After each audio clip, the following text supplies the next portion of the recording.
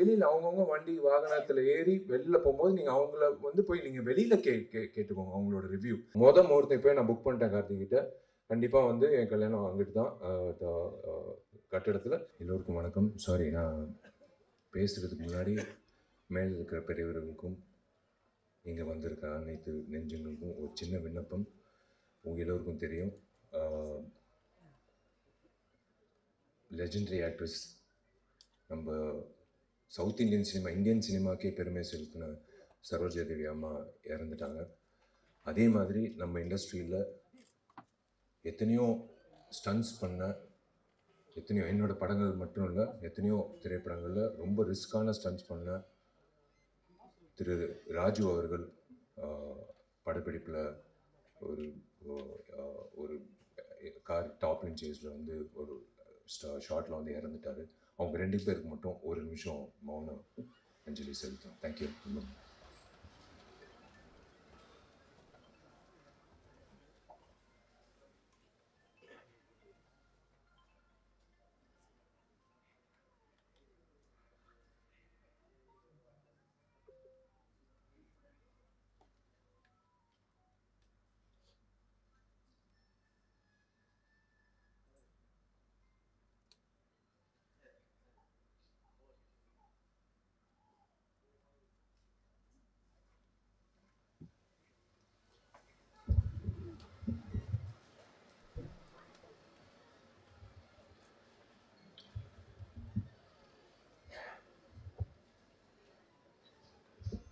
எல்லோருக்கும்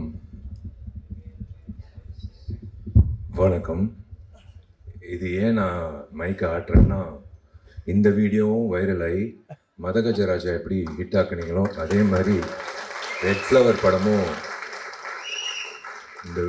இந்த உலகம் முழுக்க இந்த விழாவோட வீடியோ போய் சேர்ந்து ரெட் ஃப்ளவர் படம் பார்க்கணுன்னு நான் வேண்டிக்கிறேன். அதனால தான் இந்த செய்கை செஞ்சேன்.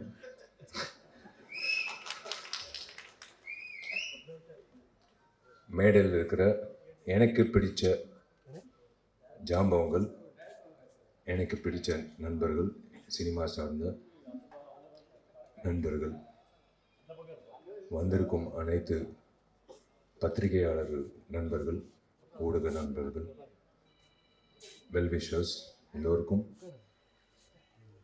நான் காலை வணக்கத்தை தெரிவிச்சுக்கிறேன். முதல்ல உங்கள் எல்லோருக்கும் பி வாசு சாராக தெரியும், லெஜெண்டரி ஃபிலிம் மேக்கர். எனக்கு P Vasu uncle. P Vasu sir வந்து வந்ததுக்கு ரொம்ப நான் இந்த குழு சார்பாக நான் நன்றி தெரிவிச்சுக்கிறேன்.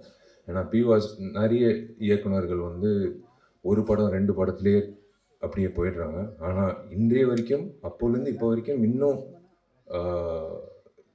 பி வாசு சார் வந்து நம்ம மனசில் நிற்கிறாருன்னா that's because of his films and that's because of his vision. அதே மாதிரி எனக்கு பிடிச்ச நிறைய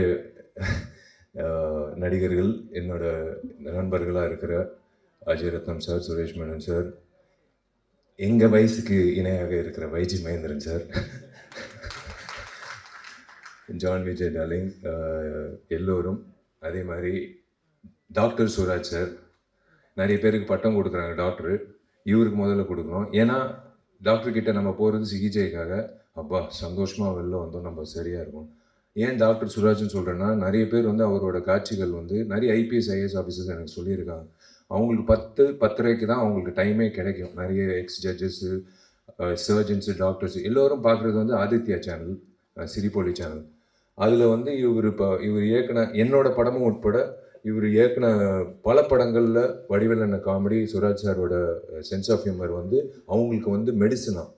அவங்களுக்கு வந்து அன்றைக்கி இருக்கிற ஸ்ட்ரெஸ் எல்லாமே இருக்கிறது வந்து அவரோட திரைப்படங்களில் வர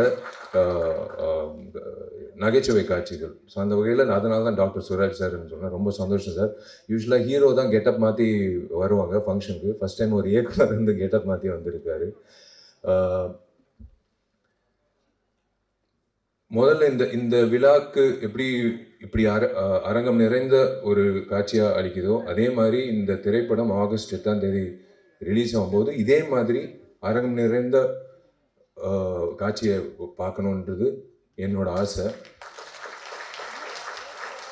ரொம்ப நன்றி. நீங்கள் முதல்ல வந்து ரெட் ஃப்ளவர் திரைப்படத்துக்கு இந்த இந்த விழாவுக்கு வந்ததுக்கு எல்லோரும் வந்து ரொம்ப நன்றின்னு சொன்னாங்க. இல்லைங்க, இது என்னோட கடமை. தயவு செஞ்சு இந்த சின்ன படம், பெரிய படம் அப்படியெல்லாம் சொல்லாதீங்க. இந்த வெள்ளி திரையில் என்ன காணப்படுதோ அதுதான் படம். அது சின்ன ஹீரோவாக இருந்தாலும், பெரிய ஹீரோ இருந்தாலும், புதுமுக இயக்குனராக இருந்தாலும், பெரிய இயக்குனராக இருந்தாலும், எதுவாக இருந்தாலும் திரைப்படம். ஸோ அந்த வகையில் என்னோட கடமையாக என் நண்பன் போராளி விக்னேஷ் அவர்களுக்காக நான் வந்து எல்லாத்தையும் ஒதுக்கி வச்சு, எல்லோருக்கும் வேலை இருக்கும், பட் இருந்தாலும் இந்த வேலை ரொம்ப முக்கியமான வேலை. நான் விக்னேஷ்க்கு உறுதுணையாக இருக்கணும்னு ஆசைப்பட்டு நான் வரேன்னு நான் சொன்னது காரணம் வந்து அவர் மனசார பேசினார் பாருங்களேன். அவர் எவ்வளோ கஷ்டப்பட்டு, எவ்வளோ அவமானங்கள் தாங்கி, எவ்வளோ முயற்சிகள் பண்ணி இந்த திரைப்படத்துக்கு வரைக்கும் வந்திருக்காருன பயணம். அது அவரோட வழியில் எனக்கும் அந்த அந்த உணர்வு இருக்குது. ஸோ அந்த வகையில் விக்னேஷ் அவர்களுக்கு இந்த திரைப்படம் ரெட் ஃப்ளவர் மிகப்பெரிய திருப்பு முனையாக இன்னொரு இன்னிங்ஸ் தொடக்கத்துக்காக விக்னேஷ்க்கு அமையணும் நான் வாழ்த்துறேன். விக்னேஷ்க்கு புதுமுக இயக்குனர் ஆண்ட்ரூ பாண்டியன் இந்த காட்சிகள் பார்த்தோம், ட்ரெய்லர் பார்த்தோம், மோஷன் போஸ்டர் பார்த்தோம், சாங்ஸ் பார்த்தோம். திரு ஆண்ட்ரூ பாண்டியன் அவர்களுக்கு என்னோட வாழ்த்துக்கள். பொதுவாக 2025 என்ன நடக்குது, நடைமுறை செயலில் என்ன நடக்குதுன்னு பண்ணுறதுக்கே பல இயக்குநர்கள் திண்டாடுறாங்க. ஆனால் இவர் 2047 என்ன நடக்க போகுதுன்னு ஒரு மிகப்பெரிய ரிஸ்க் எடுத்து ஒரு கதை பண்ணியிருக்காரு. அது in fact everyone was speaking about his vision. I wish Andrew Pandian all the very best for this film. Welcome to the industry. And இந்த விழா நாயகன் சந்தோஷ் ராம் இசையமைப்பாளர், வாழ்த்துக்கள். உங்கள் பாடல்கள் பார்த்தோம், ரொம்ப பக்கபலமாக இருந்திருக்கீங்க. Cinematographer and of course everyone including the heroine and the entire cast and crew. I wish all of you all the very best. Vignesh, ஒரே ஒரு விஷயம் நான் சொல்கிறேன். எல்லாரும் கதாநாயகர்கள் எதிர்பார்க்குறது ஒரு நல்ல ஒரு அமைப்பு வேணும். நம்ம என்னதான் நம்ம திறமைசாலி அப்படின்னு சொல்லும்போது நம்மளுக்கு ஒரு பொக்கிஷன் மாதிரி, ஒரு வைரம் மாதிரி ஒருத்தர் வேணும். யாருன்னா தயாரிப்பாளர். உங்களுக்கு ஒரு பொக்கிஷமா மாணிக்கம் என்ற பேர்ல அவரே ஒரு பொக்கிஷமா மாணிக்கம் என்ற ஒரு பேர் உங்களுக்கு அதான் கடவுளாக உங்களுக்கு ஒரு வைரம் கொடுத்துருக்காரு. அதுதான் திரு மாணிக்கம் அவர்கள். காளிகாம்பல் பிக்சர்ஸ் சார்பாக மாணிக்கம் அவர்கள் இந்த திரைப்படத்தை தயாரிச்சிருக்காரு. Sir, welcome to the industry. Manickam sir, நீங்கள் இந்த சொன்னாங்க இந்த படம் எனக்கு லாபம் வேணாம், எனக்கு இந்த படம் ஒரு லவ் ஃபார் த ஆர்ட்ன்றதுக்காக நான் பண்ணியிருக்கேன். அப்படி இல்லை, நீங்கள் மறுபடி இந்த படம் வெற்றி அடையும். இந்த படம் முடிஞ்சதுக்கப்புறம் நீங்கள் விக்னேஷ் மாதிரி நிறைய இயக்குநர்கள் நிறைய திரைப்படங்கள் பண்ணணும். நீங்கள் இன்னொரு 2047 எப்படி இந்த திரைப்படம் காட்டினாங்களோ 2047 திரு மாணிக்கம் தயாரிப்பாளராக இருக்கணும்னு நான் ஆசைப்படுறேன். Welcome to the film industry. மற்றபடி டார்லிங் ஜான் விஜய், என் டார்லிங் அஜய் ரத்னம் சார், என் டார்லிங் தலைவாசல் விஜய், எல்லோருக்கும் வாழ்த்துக்கள் for this film. Thank you media. நீங்கள் எப்போவுமே எல்லா திரைப்படங்களுக்கும், எங்கள் திரைப்படம் மட்டும் இல்லை, எல்லா திரைப்படங்களுக்கும் நீங்கள் ஆஜராகி நீங்கள் சப்போர்ட் பண்ணுறது ரொம்ப சந்தோஷம். எனக்கு பிடிச்ச 2 அரசியல்வாதிகள், ஒன்று பகத்சிங், ரெண்டாவது இடம்பெற்றவர் நேதாஜி சுபாஷ் சந்திர போஸ். அவருக்கு ட்ரிபியூட் பண்ணி நீங்கள் தொடங்கினது ரொம்ப நன்றி. அது இன்னும் நீங்கள் ஞாபகம் வச்சுருக்கீங்கன்றது ரொம்ப சந்தோஷம். அண்ட் அஃப்கோர்ஸ் சொன்ன மாதிரி 3 நாட்கள் ரொம்ப முக்கியம். கண்டிப்பாக இந்த படம் வெற்றியடைய நம்புகிறேன். நிறைய பேர் வாட்ச் பார்த்துட்டே இருந்தாங்க. கவலைப்படாதீங்க. இந்த குழுக்கு மட்டும் இல்லை, எல்லா திரைப்படங்களும் தயாரிப்பாளர் சங்கம் சார்பாக கதிரேசன் சார் எல்லாரும் வந்திருக்காங்க. நான் ஒரு விண்ணப்பம் நடிகர் சங்கம் சார்பாக, இன்னும் 3 மாத காலகட்டத்தில் நாங்கள் கவலைப்படாதீங்க, டைம் கன்ஸ்டன்ட் இருக்காது. நாங்கள் கட்ட போகிற அந்த ஆடிட்டோரியம் வெளியே நாங்கள் திறப்பு விழாக்கு அப்புறம் உங்களுக்கு எந்த பிரச்சனையும் இல்லாமல், சின்ன திரைப்படம் இப்போ எந்த திரைப்படமாக இருந்தாலும் உங்களுக்கு பயன்படும். நீங்கள் அந்த டைம் வாட்சே பார்க்க தேவையில்லை. அந்தளவுக்கு உங்களுக்கு ஒரு மிகப்பெரிய ஒரு பூனா அமையும், ஒரு மிகப்பெரிய ஒரு விஷயமாக அமையும். தயாரிப்பாளர் சங்கம் இருக்கிறதுனால நான் வந்து நடிகர் சங்கம் சார்ந்த உறுப்பினர்கள் இருக்காங்க. கதிரேசன் சாரும் இருக்கார், ஆஃபீஸ் பேர். அவர் சார்பாக நான் ஒரு விண்ணப்பம் உங்கள் எல்லோருக்கும் நான் வைக்கிறேன். பத்திரிகையாளர்கள் plus YouTubers and every one and exhibitors association சார்பாக அவங்களுக்கும் நான் விண்ணப்பம் வைக்கிறேன். இன்க்ளூடிங் கமலா தேட்டர் உரிமையாளருக்கும் மற்ற உரிமையாளர்களும் இனிமேல் வரக்கூடிய திரைப்படங்கள் ரிலீஸ் ஆகும்போது வெள்ளிக்கிழமை தயவு செஞ்சு ஒரு 3 நாளைக்கு மட்டும் 12 காட்சிகளுக்கு மட்டும் யாராவது வந்து ரிவ்யூ எடுக்கிறதுக்கு வராங்கன்னா, மைக்கு நீட்டிட்டு வராங்கன்னா, தயவுசெய்து தப்பாக நினைக்க வேணாம். நீங்கள் தப்பாக நினச்சாலும் I'm sorry, I have to என் ஆதங்கத்தை நான் தீக்கணும். நீங்கள் டிக்கெட் வாங்கிட்டு உள்ளே வந்துட்டு படம் பார்த்துட்டு நீங்கள் அந்த மைக்கை நீங்கள் நீட்டிட்டு உங்கள் கருத்தை நீங்கள் சொல்லிடுங்க.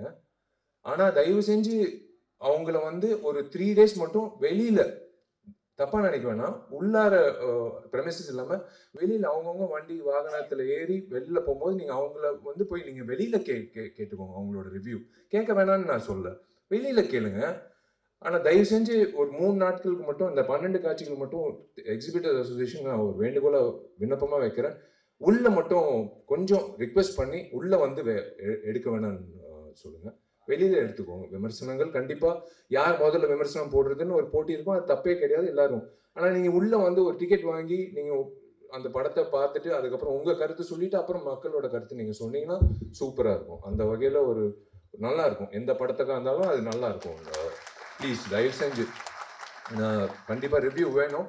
அந்த ப்ரீதிங் ஸ்பேஸ்ன்றது ரொம்ப முக்கியம். ஒரு 12 காட்சிகள் விட்டுருங்களேன். அந்த அதுதான் ஒரு திரைப்படத்துக்கு ஒரு இவ்வளோ உழைச்சிருக்காங்க. அது கண்டிப்பாக வந்து அது ஒரு உங்களுக்கு நீங்கள் கொடுக்குற சப்போர்ட் தான் அந்த வகையில். ஸோ தேங்க்யூ வெரி மச் நீங்கள் எல்லோரும் வந்ததுக்கு. And wish you all the very best எல்லோருக்கும். இந்த ரெட் ஃப்ளவர் திரைப்படம் வெள்ளித்திரையில் மிக சிறப்பாக வந்து வெற்றிகரமாக கொண்டாடப்படணும்.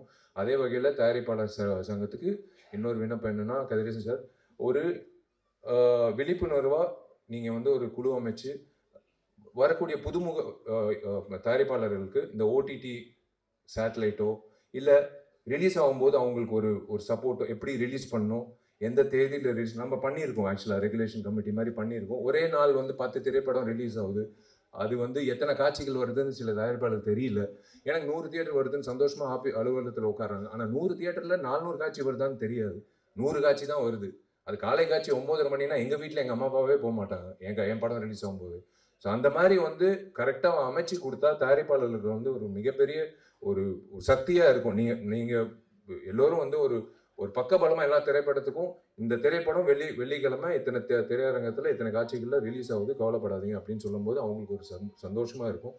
அண்ட் ப்ளஸ் அஃப்கோர்ஸ் எல்லாரும் அந்த ஓடிடி பிளாட்ஃபார்ம் அப்படின்னு வரும்போது நீங்கள் சப்போர்ட் பண்ணிங்கன்னா நல்லாயிருக்கும். மற்றபடி தேங்க்யூ, காட் பிளஸ் யூ. நீங்கள் எல்லோரும் நல்லா இருக்கணும். Thank you very much. எல்லாருக்காண்டி ஒரே ஒரு கொஸ்டின். நடிகர் சங்கம் திறப்பு எப்போது? அதே மாதிரி உங்களோட மேரேஜ் அனௌன்ஸ்மெண்ட் இந்த டேட் வந்து ஆகஸ்ட் 29 கன்ஃபார்ம் இல்லை சொன்னாங்க. நீங்கள் ஏற்கனவே அறிவிச்சிருக்கீங்க. 2 மட்டும் எங்களுக்காக சொல்லிடுங்களேன். நீங்கள் புடவை பட்டு புடவை கட்டும் போதே எனக்கு தெரியும் நீங்கள் புடவைக்காக தான் இது கேட்குறீங்க. அதுக்கு தான் கேட்குறாங்க, வேற ஒன்றும் இல்லை. என் தேதி எப்போன்னு இல்லை, அவங்களுக்கு நான் இப்போ கவிதா வந்து என்னோட க்ளோஸ் ஃப்ரெண்டு, அவங்களுக்கு புடவை எப்போ வரும்னு வந்து போய் சேரும். அங்கிட்டு தேவராஜ் அண்ணன் வந்து அவங்க வீட்டுக்கு எப்போ போய் சேரும். இங்கிட்டு ஒருத்தர் இருக்கார் மீனாட்சி சுந்தரம், அவருக்கு எப்போ போய் சேரும். எல்லாருக்கும் எஸ் கண்டிப்பாக வந்து அந்த நான் அதாங்க 9 வருஷம் நான் எப்படியோ நான் தாக்கு பிடிச்சிட்டேன். இன்னும் 2 மாதத்தில் இருக்கும். ஆகஸ்ட் 29 என் பிறந்த நாள் அன்னைக்கு கண்டிப்பாக ஒரு நல்ல ஒரு செய்தி இருக்குது கண்டிப்பாக. ஆனால் நான் சொன்னபடி அந்த கட்டணம் எல்லாரும் பெரியவர்கள் எல்லாரும் வந்து அந்த திரைப்படா முடிஞ்சதுக்கப்புறம் முகூர்த்தம் போய் நான் புக் பண்ணிட்டேன் கார்த்திகிட்ட. கண்டிப்பாக வந்து என் கல்யாணம் அங்கிட்டு தான் கட்டிடத்தில். ஆனால் அது வந்து கண்டிப்பாக வந்து நீங்கள் நினைக்கிற மாதிரி தாமதம் அப்படியெல்லாம் இல்லை, கூடி சீக்கிரம் நடக்கும். அதுக்கு தான் ஓடுறேன், இப்போது கட்டிடத்துக்கு தான் ஓடுறேன். இது முடிச்சோடனே எல்லாரும் நினைக்கிறாங்க இவன் எதுக்கு வந்து டெய்லி காலங்காலத்தில் வந்து கட்டிடத்தை பார்க்குறான், கொத்தனார் இருந்து எல்லாரும் ஆர்கிடெக்ட் வரைக்கும் இவன் கல்யாணத்துக்காக தான் வந்து அவசரப்படுத்துகிறான் இல்லைன்னா. பட் நேரம் வந்துருச்சு. இன்னொரு 2.5 monthsல வந்துடும். 2 monthsல வந்துடும் டெஃபினட்டாக. பட் ஆகஸ்ட் 29 கண்டிப்பாக ஒரு நல்ல செய்தி இருக்குது. அது கூடிய சீக்கிரம் நான் அறிவிக்கிறேன். நல்ல கண்டிப்பாக புடவை வந்துடும் Kavitha. Thank you all the best. God plus.